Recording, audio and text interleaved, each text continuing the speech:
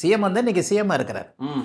அவருக்கு கீழே துணை முதலமைச்சராக இப்போ கொண்டு வந்தாச்சு. ம். அப்போ வருங்காலம் அப்படிங்கிறது இளைஞர்களுக்கு வழிவிடக்கூடிய காலமாக இருக்குது. சரி. இவருடைய வயதின் அடிப்படையில் இப்போ வந்து திராவிட முன்னேற்ற கழகமாக இருக்கட்டும், ஸ்டாலின் ஐயா அவர்களாக இருக்கட்டும், உதயநிதி ஸ்டாலின் அவர்களாக இருக்கட்டும், அவங்களுடைய அமைப்பில் ஒரு நல்ல அமைப்பில் தான் அது போகுது. ஆகவே சிஎம்முடைய ஜாதகத்தையும் நான் விளக்கி இருக்கிறேன். மகன் பூர்வ நட்சத்திரம் சிம்மராசியில் பிறந்தவர். அவர் பிறக்கும் போதே அவருக்கு பௌர்ணமிக்கு பக்கத்தில்.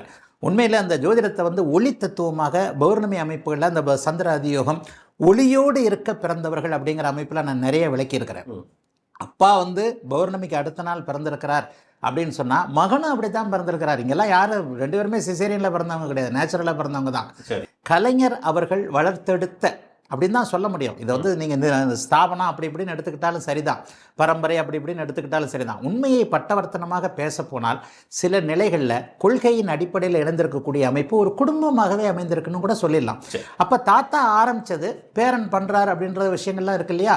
அதன் அடிப்படையில் கலைஞர் அவர்கள் ஆரம்பித்த இந்த இயக்கத்தினுடைய முழு பலன்களையும் முழு அமைப்புகளையும் கலைஞரை விட நல்ல விதமாக செயல்படுத்தக்கூடிய ஜாதக தகுதி, மறுபடியும் இந்த இடத்துல நான் ஜோதிடனாக தான் வந்துடுவேன், ஜாதக தகுதி. ஏன்னா எனக்கு கலைஞர் அவருடைய ஜாதகமும் தெரியும், ஸ்டாலின் அவருடைய ஜாதகமும் தெரியும், உதயநிதி அவருடைய ஜாதகமும் தெரியும். ஜாதக தகுதி கண்டிப்பாக உதயநிதி அவர்களுக்கு இருக்குன்னு தான் சொல்கிறேன்.